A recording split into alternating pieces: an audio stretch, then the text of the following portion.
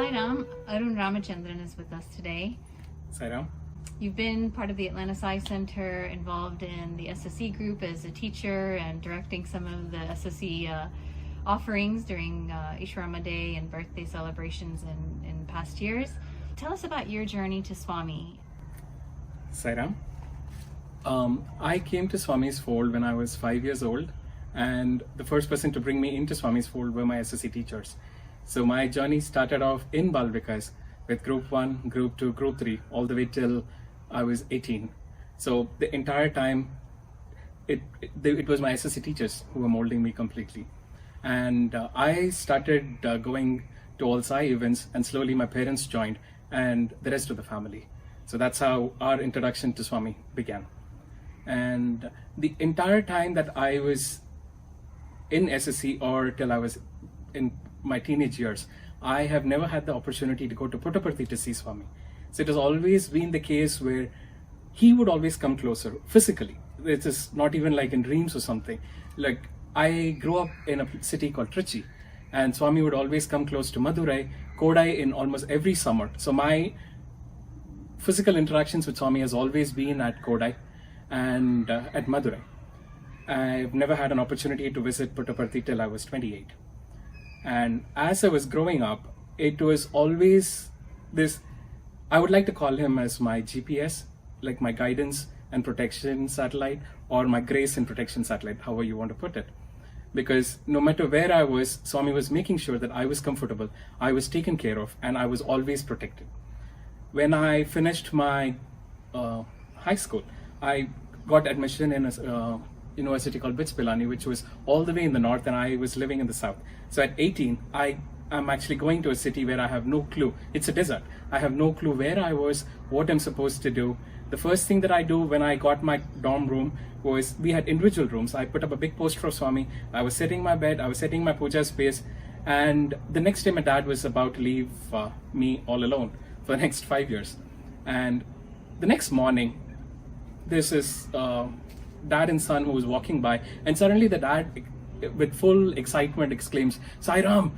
And then he calls his son and he says, look, there's a Swami's poster here. And then I immediately rushed out to figure out, okay, who is this? And then the guy introduces and he tells me that he's going to be living in my next room. So this is how Swami puts people in my life and makes sure that we are always there in his protection. And for the next 4 years, we ended up being the devotional coordinator and the service coordinator for a Pilani group. It's not even a center. And this is how we worked. And during my second year in Pilani, I was on a train journey from Delhi to Pilani. It's a very local train. I was sitting in one of the corners, and I hear this person standing at the door whistling a Sai bhajan. It was so interesting, and it's so uncommon for someone to even do that for me to pick it up. And then I started singing the bhajan. He looks at me, he smiled, the two of us got to start talking. And he told me that Swami was visiting Delhi after 17 years. So this is 1999, and then had I not picked on his whistle or something, I would have not known that Swami was coming to Delhi. And he said, if you get an opportunity, you boys should come from Pilani to see Swami. And the two of us decided, okay, this is our rare opportunity. This was back in the days where we don't have internet, where we didn't have a cell phone. All we had was a little bit of money, and the two of us decided, no, we're going. We didn't know anyone in Delhi. We just decided to go. And I was staying at a family friend's house. He was staying with a relative. And then the next morning, both of us were supposed to meet at the Jawaharlal Nehru Stadium, where Swami was supposed to give a big darshan. And once again, like I said, no cell phone, nothing. I'm just standing on the road, figuring out somehow I'll have to get to the Jawaharlal Nehru Stadium. And I'm all dressed in white and white waiting. There's an auto that pulls, which is going by, stops, and then a lady gets down. She is an alumni of the Anantapur College. She looks at me, she's all in her pattu sari, like typically how you would see someone in Puttaparthi. And then she looks at me and she's like, are you going to the stadium? And I said, yes, I have no clue how to go, where to go. My Hindi was poor. And then she said, hop in. And then as we were going to the auto, both of us started talking. And then she asked me, how did you guys even come from Pilani? I said, this guy told us, and then this is how we ended up being here. So it was very interesting. She said, okay, do this, attend today's darshan. And then when you come back, she gave her address and she said, come home in the evening. I have these special passes for the next day's program, which was at the Rai International School, where Swami had a very small group of people where he was going to give darshan. And I was super excited. Okay, I have got like special tickets. These are my golden tickets to this event. I come back home to the person that I was staying with. And then I was narrating this incident, and the lady said, oh, Swami, I've never physically seen him, but I've always heard about him. I've always wanted to see him or something.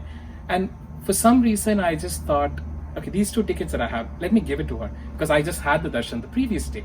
So I just gave the tickets to her, and I decided, okay, you guys take it. We will go early, and if Swami wills, we will get an opportunity to go. Otherwise, we will not. All that they did was a volunteer came and just announced the first few people who were standing in the public. They asked us to just come into the school, and we sat almost in the same line as my friend and their husband and her husband.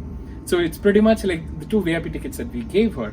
We also got the same VIP treatment, and we got to see Swami.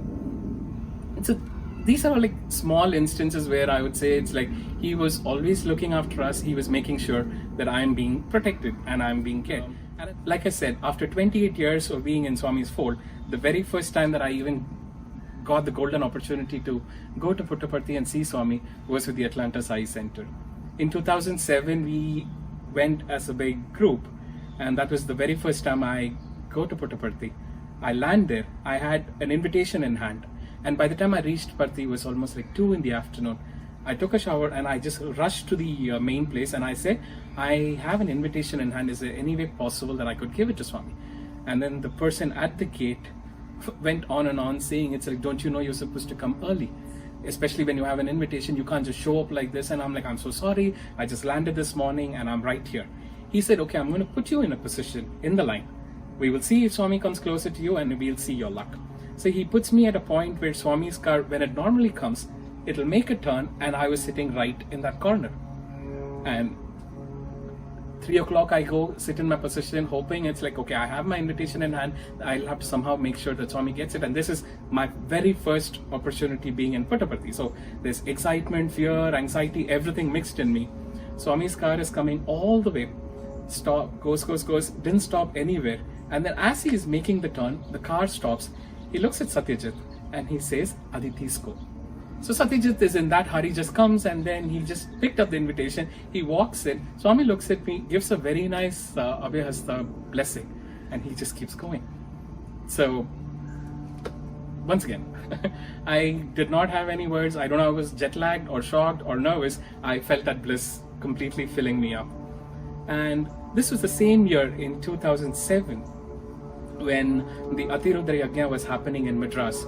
I flew to Madras to be a part of the whole puja and also make sure that I get my darshan. And this was the first day of the yajna, and then Swami was supposed to come at 6 in the morning. So I decided I will go in the midnight, make sure I get my position, stand, and then wait, and then see Swami. And then I was supposed to fly back to the US the next day. So I did not have a lot of time to stay in Madras to get extra darshans. So my train would leave at 9:30 in the morning. So I had to finish all of this, get to the station, and head out. I mean, 9:30 I should be at the station. And I waited. Swami did not come. It was 8:45, and I decided, okay, now is the time. It's like I'll have to make peace with what I've got, and I need to leave. And 8:45, I start walking out of the big stadium where the whole Havan was happening. And I walked all the way to the main road to get into an auto, and I see this whole row of cars turning. And as the row of cars were turning, suddenly there was a traffic light, traffic was building up, all the cars stopped. And then the car that stopped right next to me, I'm not even kidding, it was right next to me, was Swami's car.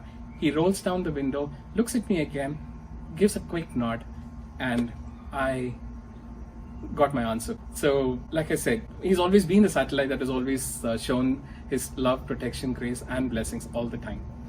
My personal journey has been a roller coaster, but during this entire up and down that I've had in my life, the only thing that has been always constant is his protection and his grace. So, hence I call him my GPS. Sweet. Sai Ram. Sai Ram.